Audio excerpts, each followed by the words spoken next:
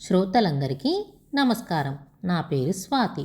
ఈరోజు చందమామ కథలు 71వ సంచిక మే 1953లోని 10వ కథ అసహాయశూరుడు.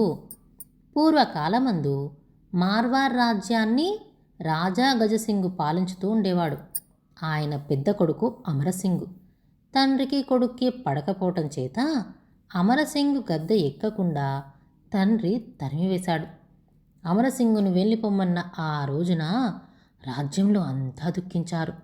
ఇంతవరకు అమరసింగుకు ఆసరాగా ఉంటూ వచ్చిన సైనికులు ఈ సమయంలో కూడా అతనిని విడనాడక వెంట వెళ్ళారు. అమరసింగు సరాసరిపోయి షాజహాను దర్శనం చేసుకున్నాడు.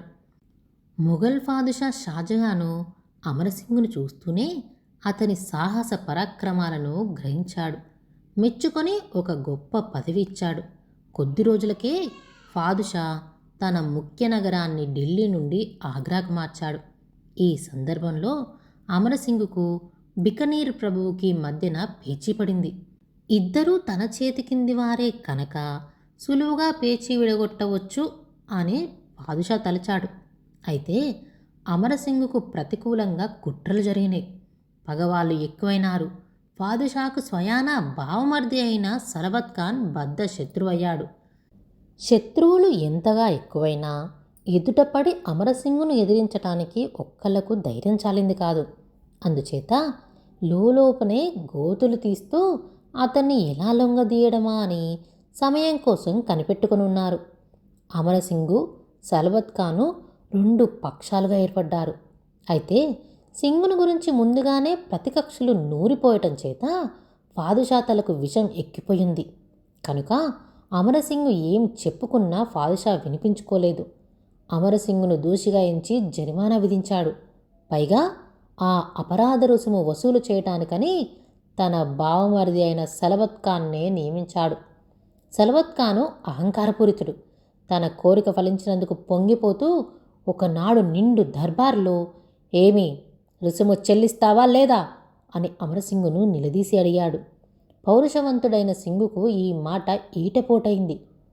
ఉండు, ఇక్కడే చెల్లించి వేస్తానంటూ ఖడ్గం దూసి సలబత్ను నిలువుగా తెగవేశాడు.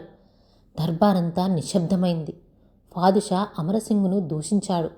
ఫాదుషాను లెక్క చేయక మాటకు మాట బదులు తీర్చాడు అమరసింగు. అంతలోనే విచ్చు కత్తులతో సిద్ధంగా ఉన్న అమరసింగు సైనికులు ఖాన్ బలగం పైన తలబడ్డారు. పోరు జరిగింది. కొద్దిసేపట్లోనే నెత్తురు కాలువలు ప్రవహించినాయి. ఫాదుషా ఉగ్రుడై సింగును పట్టండి, చంపండి అంటూ హెచ్చరిక చేశాడు. ఆ సమయంలో అమరసింగు కొదమసింహంలాగా యుద్ధరంగం మీదికి ఉరికాడు. శత్రువులు అతనిని చుట్టుముట్టారు. అందరి మధ్యని అతని ఖడ్గం మెరుపులాగా మెరిసింది. ఒక్క చేతితో వాళ్ళనందరినీ చెండాడి నేల కూల్చాడు. అందరి తలలు తెగిపడినాయి. ఫాదుషాను కూడా వేటు వేయాలనుకున్నాడు. కానీ ఈ సంగతి తెలిసి ఫాదుషా జనానాకు పారిపోయి తలదాచుకున్నాడు. ఆగ్రాలోని ఎర్రకోట రక్తమయమై ఉంది. కోటలోని పరివారమంతా గజ గజ వణికిపోతున్నారు. అమరసింగును కన్నెత్తైనా చూడలేకపోయారు ఒక్కళ్ళు. శత్రువులనందరినీ తునుమాడిన అమరసింగు ఆలోచిస్తూ మెల్లిగా అడుగులు వేసుకుంటూ నడుస్తున్నాడు. మరునాడు ఫాదుషా ఒక బంగారు పళ్ళెం దర్బార్ మందిరంలో పెట్టించి అమరసింగు తలకాయ ఎవరైతే కొట్టి తెస్తారో వాళ్లకు ఈ బహుమానం అని ప్రకటించాడు. ప్రకటన విన్నారే కానీ ఎవ్వరూ సాహసించి ముందుకు రాలేదు. చివరకు అమరసింగ్ బావమర్ది అర్జున్ గౌడ్ ముందుకొచ్చాడు. తొందర పడవద్దు సుమా అని ఫాదుషా హెచ్చరించాడు. తెలిసే వచ్చానన్నాడు అర్జున్ గౌడ్. ఇంతవరకు బావమర్దులిద్దరికీ మనస్పర్ధలుగా ఉంటూ ఉండే. అయినా గౌడ్ తెచ్చిపెట్టుకున్న చిరునవ్వుతో అమరసింగ్ వద్దకు వెళ్ళి ఫాదుషాతో రాజీ పడమని హితబోధ చేశాడు. ఈ మాటకు అమరసింగు తాచులాగా లేచాడు. ఇలా అయితేనేం ఉభయులు ఫాదుషా దర్శనం చేసుకోవడానికి గౌడ్ అతని చేత ఒప్పించాడు. ఇద్దరూ ఒక చిన్న ద్వారంలో నుండి వెళ్ళటానికి ఏర్పాటు జరిగింది. తీరా అక్కడికి వెళ్ళేసరికి ఆ ద్వారం పొట్టిగా ఉండి తలకు తగిలేటట్టు కనిపించింది. తల ఉంచడం అంటే అమరసింగుకు మనస్కరించలేదు. అప్పుడు గౌడు ప్రక్కనే ఉన్న ఒక కిటికీ చూపించి దానిలో కాళ్ళు దూర్చి ముందుగా సింగుని దిగమన్నాడు.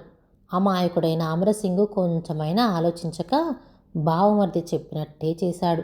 అమరసింగు కాళ్లను కంతలో దూర్చగానే గౌడు అతని గుండెలు బాకుగుచ్చివేశాడు. అమరసింగు నిస్సహాయుడైనాడు.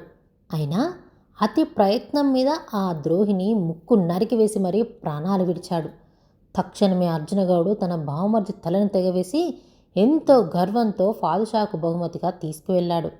అయితే ఫాదుషా అర్జున్ గౌడ్ చర్యలను వినగానే అతను పరమద్రోహని తెలుసుకొని ముఖానికి మసిపూసి గాడిదపైన కూర్చోబెట్టి ఊరేగించి తల తీసివేయమని భట్లకు ఆజ్ఞాపించాడు. తర్వాత అమరసింగ్ మరణ వార్త అతని భార్య హరిరాణి చెవినపడింది. ఆమె పతితో పాటు సహగమనం చేయాలనుకుంది. అయితే పతి కళేబరం ఫాదుషా కోటలో చిక్కుకున్నదాయే. ఇలా అప్పుడు పౌరవశాలి అయిన రామ్ సింగ్, అమరసింగ్ మేనల్లుడు ఒక 100 మంది సైనికులను వెంటబెట్టుకొని మామయ్య శవం నేను తెస్తాను అన్నాడు ధైర్యంగా. పాపం పసివాడి వల్ల ఏమవుతుంది, ఆ కారణంగా పిన్నవాడు మొగుళ్ళకు బలైపోతాడే అని హరిరాణి దూరం యోచించింది. అప్పుడు గత్యంతరం లేక ఆమె తన మరిది బల్లూ సింగ్ని బతిమాలింది. బల్లూ సింగ్కి ఆమె భర్తకి ఏనాటి నుంచో మాటలు లేవు. అయినా ఈ ఆపద సమయంలో ఆమెకు వేరే దారి తోచలేదు. నాయనా, నీ అన్న తురకల చేతులలో ఘోర మరణం పొంది నన్ను విడనాడిపోయారు. సహగమనం చేసి ఆయనతో పాటు స్వర్గం చేరటమే నాకు తరుణోపాయం. అయితే ఆయన కళేవరం ఎర్రకోటలో చిక్కుకుపోయింది. మహావీరుడైనటువంటి నీ అన్న కళేవరం ఎలా అయినా తీసుకురా. దిక్కులేని నాకు గతులు కల్పించు. కుటుంబ గౌరవం నిలుపు. రాజపుత్ర పౌరుషం చూపవలసిన సమయం వచ్చింది. లే వెళ్ళు అని లేఖ వ్రాసి పంపింది ఆమె మరిదికి. లేఖ చూడగానే బల్లు మనసు ఉగిసలాడింది. ఊరుకుందామనిపించింది. కానీ అతని వాలకం కనిపెట్టి అతని భార్య, మీరు ఇంట్లో ఉండండి, నేను పోయి కళేబరం తీసుకొస్తా అన్నది. ఈ మాట వినగానే బల్లుకి పౌరుషం కలిగింది. తక్షణమే పరివారాన్ని వెంటబెట్టుకుని బయలుదేరాడు. బల్లుతో పసివాడు రామ్ సింగ్ కూడా వెంట వెళ్ళాడు. బల్లు తన పరివారంతో, మహావీరుడైన నా సోదరుని ఆత్మ మనవైపు చూస్తున్నది. అతని వంశగౌరవం నిలపడమో మంట కలపడమో మన చేతుల్లో ఉంది అని హెచ్చరించేసరికి మేము ఏ త్యాగాన్నైనా చేస్తామని వీరులందరూ ప్రమాణం చేశారు. ఈ విధంగా 500 మంది వీరులతో బల్లు సింగు, రామ్ సింగు బయలుదేరి ఫాదుషా కోటలోకి చొరుచుకుపోయి అమరసింగ్ కళేబరం ఉన్న చోటుకి చేరుకున్నారు. కళేబరం చూసి బల్లు సింగు జల జల కన్నీరు విడిచాడు. తక్షణమే దానిని భుజాలపైన వేసుకొని దౌడు తీశాడు.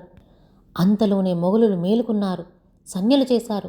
రాజపుత్ర వీరులను చుట్టుముట్టారు. కానీ రాజపుత్ర సైనికులు పోరాడి శత్రువులు బల్లు సింగ్ వెంట పడకుండా నిలిపివేశారు. అప్పటికే బల్లు సింగ్ కోట దాటి ఎంతో దూరం వెళ్ళిపోయాడు. మొఘలులు ఊరుకోలేదు. శత్రువులను తరుముకొని హరిరాణి సహగమనం చేసే తావుకు చేరుకున్నారు. కానీ వాళ్ళు చేరుకునేసరికే ఆమె సహగమనం ఏ ఆటంకమూ లేకుండా పూర్తి అయిపోయింది. అమరసింగ్ అద్భుత చరిత్రను ఉత్తర దేశంలో ఈనాటికి ఒక అమరగాథగా చెప్పుకొని తన్మయులవుతారు. ఈ కథ రాసిన వారు ఎస్ వేణుగోపాల్. ఇలాంటి మరెన్నో కథలు వినాలంటే ఈ ఛానల్ని సబ్స్క్రైబ్ చేసుకోండి.